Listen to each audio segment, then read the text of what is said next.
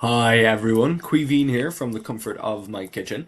In today's video, we are going to take a look at the sky for later in the month of July, and we're going to concentrate on the stars, the constellations that we're seeing. We are finally getting away from the summer solstice, so the days are getting shorter. That means we're going to have longer nights and things are starting to get darker. We are now, at least here in Ireland, moving away from the time of year where we have twilight all night long. We're finally getting back to nights where we actually have true nighttime. We're past astronomical twilight for at least some portion of the middle of the night. We can see Venus setting there with the moon. So Venus is still above the horizon, but it is very low in the sky by the time it appears. The moon is coming back to full. We will of course have our full moon close to the end of the month, and it will be very low in the sky. The sun is still getting very high in the sky during the day. The ecliptic is high in the sky during the day, and so the ecliptic will be low in the sky at night. We can even see that with the constellations on the ecliptic, like Scorpius and Sagittarius here, just along the bottom of the horizon. So these constellations on the ecliptic, these zodiacal constellations, they are much easier to see during the winter because they're higher in the sky. If you remember the constellation Taurus, for example, or Gemini, that we were seeing closer to midwinter, they were really high in the sky. They were way up here because that's where we were seeing the ecliptic at nighttime.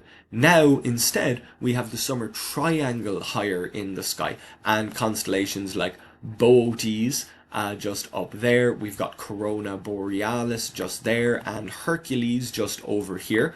Hercules is always a tricky shape to spot because it is a trapezoid. There it is. There's the trapezoidal shape of Hercules, and these bits branching off are parts of Hercules as well.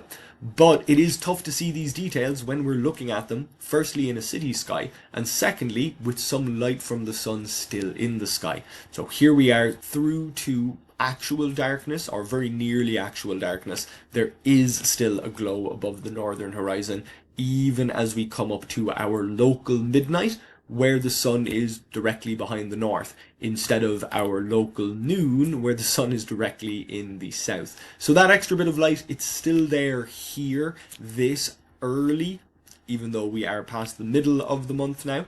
But as we move forward, we can see that light receding. There's the light of the full moon coming up, brightening the sky. But there's the moon gone into August, no light of the sun. So we are getting back to the time where we will have true nights again, but we're not quite all the way there until the end of the month. There is still a little bit left.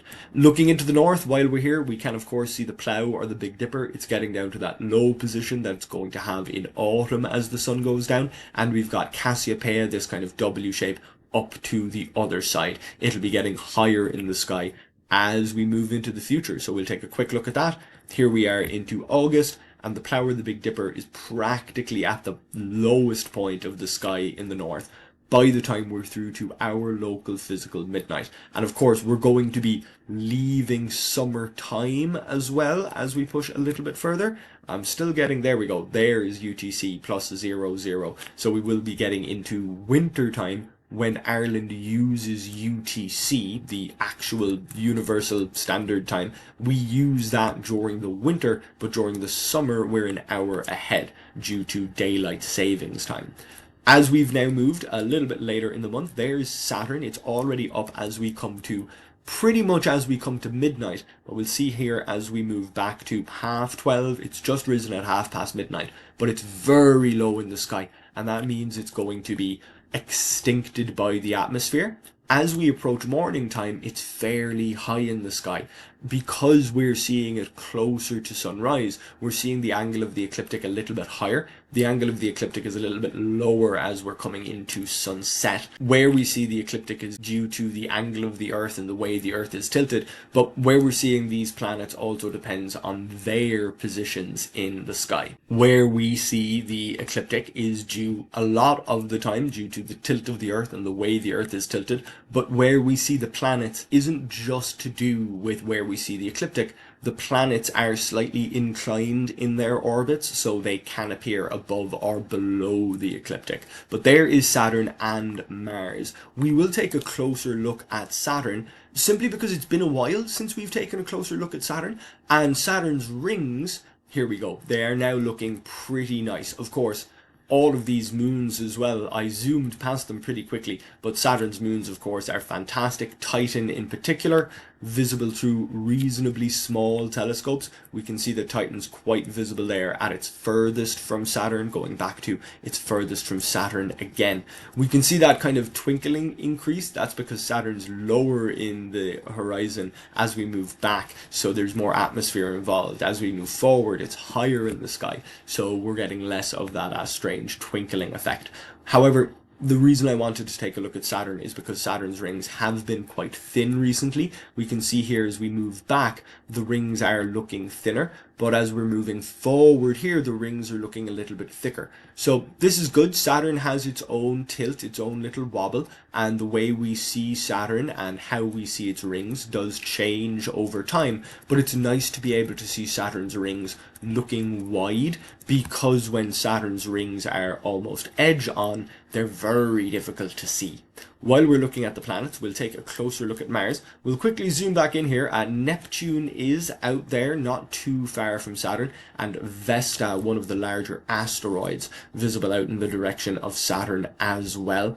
Neptune may be harder to see than Vesta. Even though Neptune is much, much larger, it's much, much further from us. Vesta's quite close. It's just beyond Mars. There's Uranus, just barely visible as we zoom in. Uranus is visible through binoculars and small telescopes, but definitely in a city sky, it's not quite visible to the naked eye. We're also getting to see the Pleiades fairly well and the Hyades of Taurus fairly well there, so we are getting that back in the morning.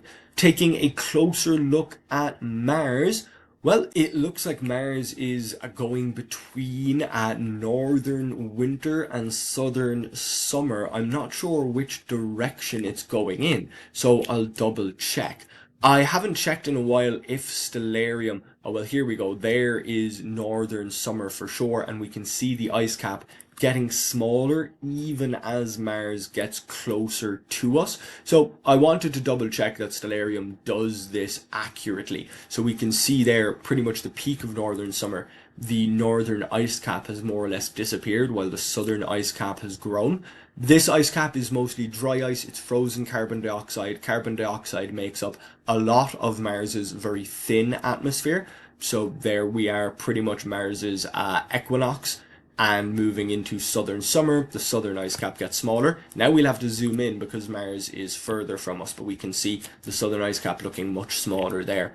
So Mars, just like the Earth, it has seasons, it has a tilt, it has ice caps. The ice cap on one side gets bigger and the ice cap on the other side gets smaller. But rather than water melting and flowing into the ocean, what's happening here is carbon dioxide, or dry ice, is subliming, which means turning into a gas and entering the atmosphere on one side of the planet, while the other side of the planet gets colder and the carbon dioxide freezes back down onto the ground. So there we are, pretty much back to how we're seeing Mars at the moment, coming up to its equinox in between southern summer and northern winter. We can also see Mars's moons Phobos and Deimos hopping around there.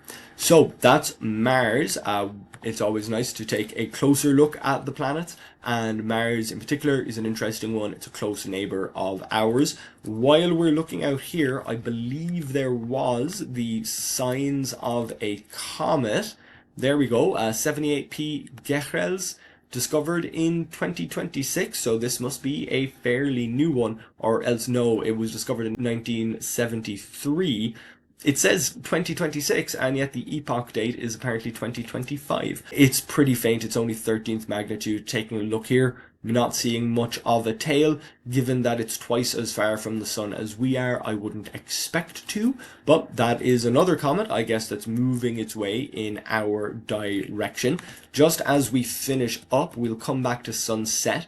Now that we're looking a little bit closer to August, we know that Sagittarius is there. So if this is Pegasus, then just over here must be Aquarius and Capricornus. And out in this direction is another comet. There we go, 10P Temple. So it is 6th magnitude, much brighter than the 13th magnitude again. We're looking a few week or so into the future here, but that would be just on the edge of visibility in a dark sky. So that's a comet that we may actually be able to see, certainly with binoculars. With binoculars, it's a very achievable target.